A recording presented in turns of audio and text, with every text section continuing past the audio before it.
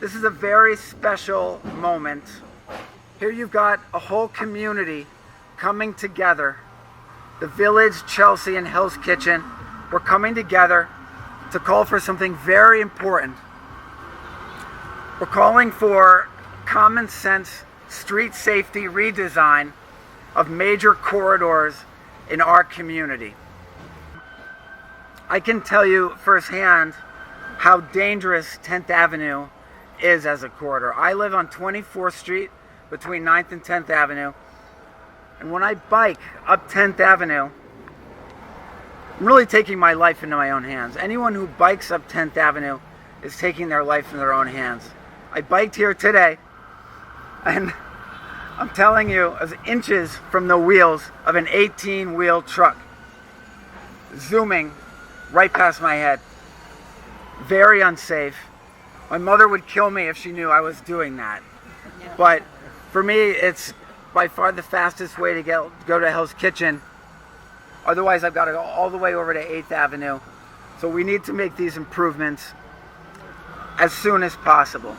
I have faith that we're going to be able to get this, but we've got to come together as a community and make our voices heard and let the administration know that this is a top priority for our community.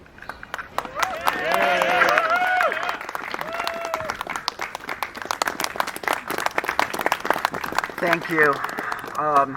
We have a very special speaker here today who is speaking from a place of heartbreak, but also from a place of power. And you know, I so admire Families for Safe Streets, because Families for Safe Streets has helped us achieve the progress that we have achieved through their stories. They're very powerful stories, and you know, there's nothing more tragic than when a protected bike lane goes in the month after someone is killed. That's just an awful thing, and I've seen it happen here in our district. So I'm very honored to introduce Debbie Kahn from Families for Safe Streets. My only child, Seth Kahn, lived, worked, and attended school right here in Hell's Kitchen. But unfortunately, unbelievably, he was run over and killed 12 years ago. 12 unimaginable years ago. Seth was 22 and the center of Harold and my life. And he's gone in a second. 2021 had the most fatalities out of any year since 2013. 4 people have been killed and nearly 500 injured in the last 5 years along 10th Avenue between 14th and 59th Street. The city must use every tool imaginable to end traffic violence. This includes comprehensive, life-saving redesigns of streets, including 10th and 11th Avenue. Like this council member said, it truly will change the face of this community and help save countless lives.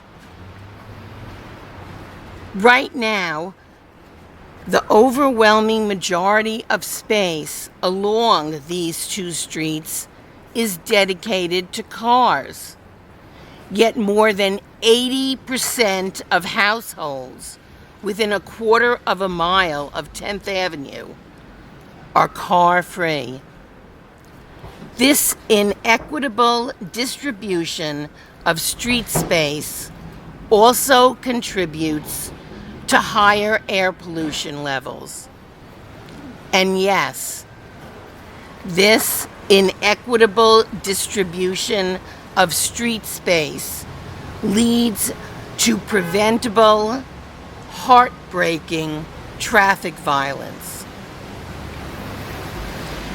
Our city must redesign these streets for safety by reclaiming car space for people.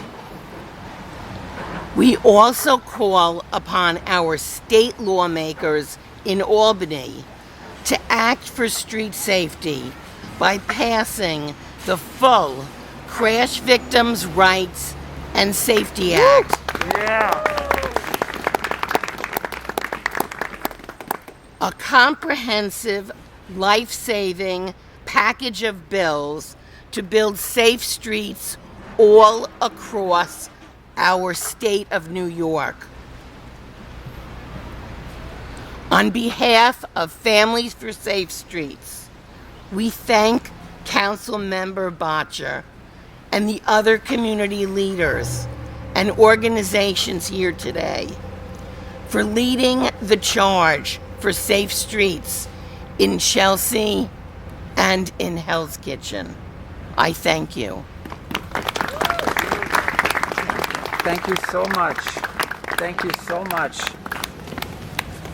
As I had mentioned before, 10th Avenue, the 4-lane highway that is 10th Avenue, has several schools alongside it, and many young children cross 10th Avenue every day amidst very heavy traffic.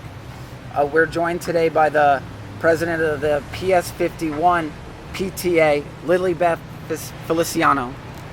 This is especially important for all of us. We walk here every day with our kids.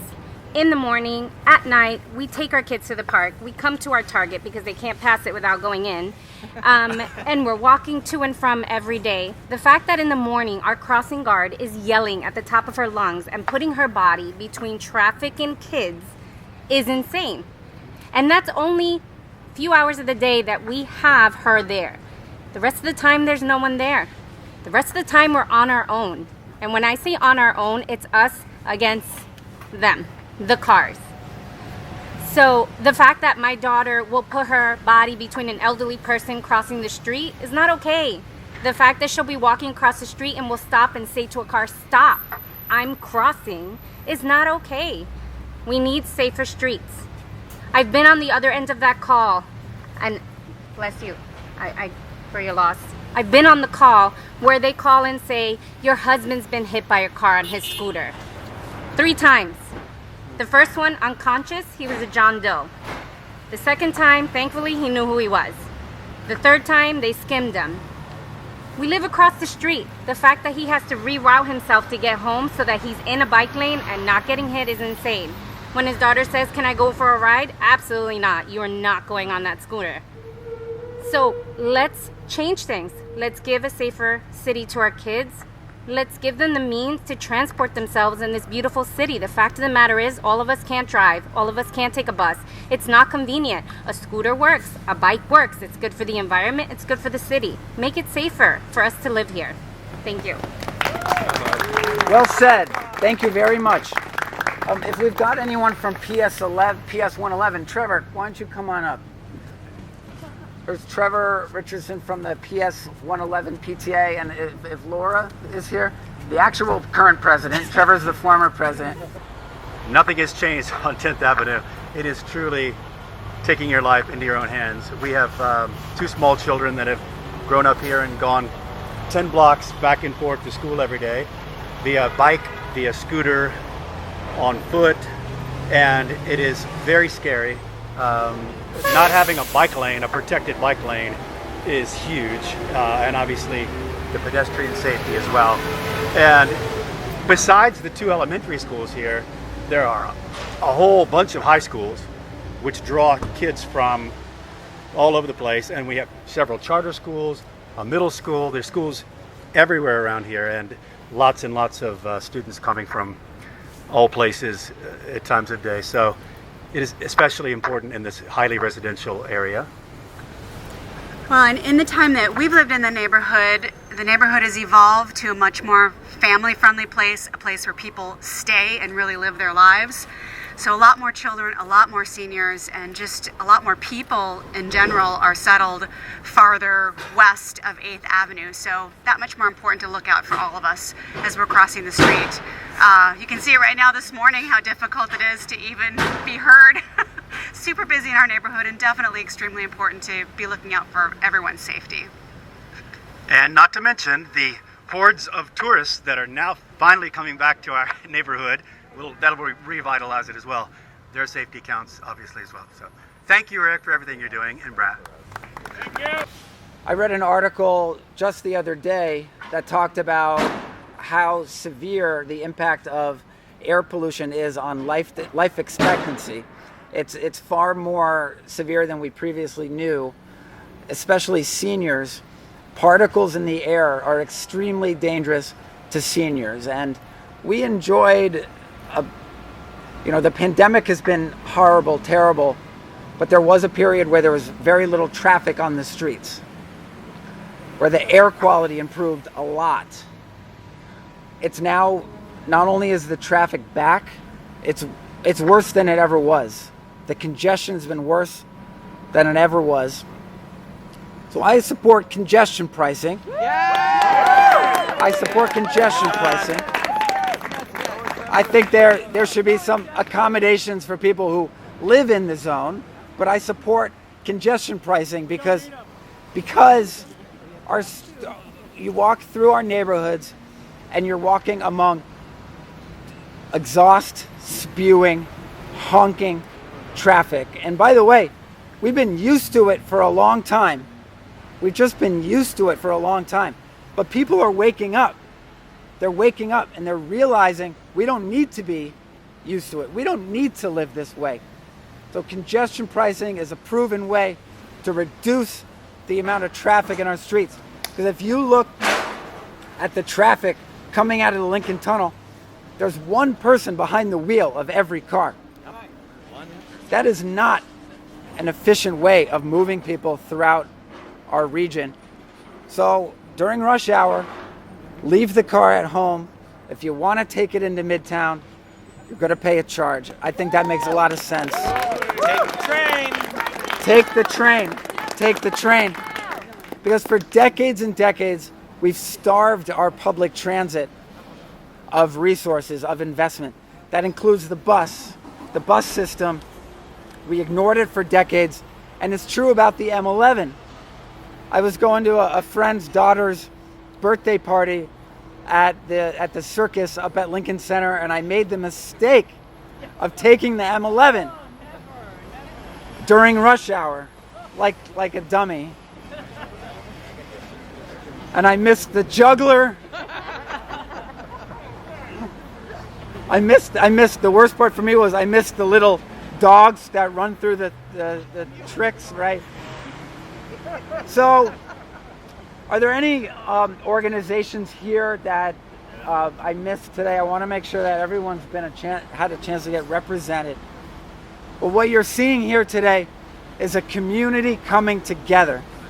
We are coming together as a community to ask our city to make common sense improvements, safety improvements to this 4-lane highway, 10th Avenue, running right through our neighborhood. Also 11th Avenue, 6th Avenue South, 7th Avenue South. When you get down to Varick Street, you lose the bike lane. It's time. Let's make the improvements. Thank you, everyone. Thank you, everyone, for being here. Really appreciate it. What do we want? Safe streets. When do we want it? Now. What do we want? Safe streets. When do we want it? Now. What do we want? Safe streets. When do we want it? Now. Thank you, everybody.